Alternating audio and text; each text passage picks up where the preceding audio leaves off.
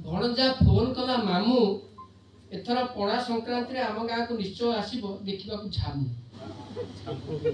मुकली मामू मुकली झामू कौन भणजा कले मामू एतिकी जानि न झामू माने हला निया गाड़। झामू माने हला निया गाड़ भक्त माने निया रे चालिबे किंतु जमा पोड़ीबनी गोड़।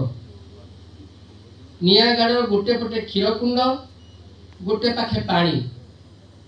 निया गाड़ गोटे पटे क्षीर कुंड गोटे पटे पानी सामना रे थिबे ठाकुराणी। दंडुआ माने देवी को मुंडिया मारी क्षीर रे गोड़ बुड़े निया रे चालिबे तापर पानी कुंड रे गोड़ बुड़ेबे। विश्वास कर मामू भक्त मानकर गोड़ पोड़ीबा तो दूर आज जाए देखिनी के साधारण फोटका हबार तेणु निश्चय आसो मामू देखा यही चमत्कार। मु कहली बापा रे तम से झामू जात्रा हिने हुए सीना बरस के थरे पणा संक्रांति रे आम एटी झामू जात्रा परा बरसटा सारा सब दिन रे राति रे तू जब देखा इच्छा करू केवल पणा नुह जिते बड़े इच्छा से आसपार। भणजा आश्चर्य पचारे मामू ए अखंड झामू।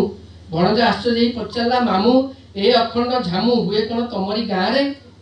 मु कहली नाई बाप आमरी गाँव रे नुह खुद आम घरे जेबे ठार मु दंडुआटीए हेई बाहागर रूपक क्षीर कुंड रे थरटीए गोड़ बुड़ेइछि। जेबे ठार मु दंडुआटीए हेई बाहागर रूपक क्षीर कुंड रे थरटीए गोड़ बुड़ेइछि सेबे ठार निया रे चालीछि जे चालीछि। ए पर्यंत पानी कुंड आसीनी ए पर्यंत पानी कुंड आसीनी कि निकट भविष्य में आसबार दिशुनी। मो बापा माँ दादा खुड़ी मौसा माउसी आउ जेते चिन्हा चिन्हा लोक मो बापा माँ दादा खुड़ी मौसा माउसी आउ जेते चिन्हा चिन्हा लोक ये समस्ते दर्शक। दिने मु क्षीर कुंड रे गोड़ बुड़ेवा देखी जो मैंने दौथिले हरिबोल आउ हुड़हुड़ी जो दिने मु क्षीर कुंड रे गोड़ बुड़ेवा देखी जो मैंने दौथिले हरिबोल आउ हुड़हुड़ी से मैंने आज मु निया रे चालिबार देखि आनंद रे मारुछंती ताळी।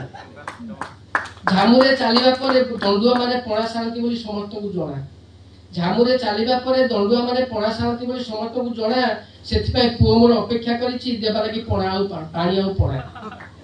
भणजा कहला मामू तमे तो दंडुआ एठी बुझी हला खेले ठाकुराणी काई। भणजा कहला मामू तमे तो दंडुआ बोली बुझी हला ठाकुराणी काई कहली बापरे ठाकुराणी हमर घरणी जहा कुछ डाकछु माई। निया रे चालुछि ताकू सब बेले मने मने मुंडिया पकई। निया रे चालुछि ताकू सब बेले मने मने मुंडिया पकई जानी था बाप संसार जंजाल आ झामू जात्रा भितर तफात किछि नाही। संसार जंजाल आ झामू जात्रा भितर तफात किछि नाही। धन्यवाद।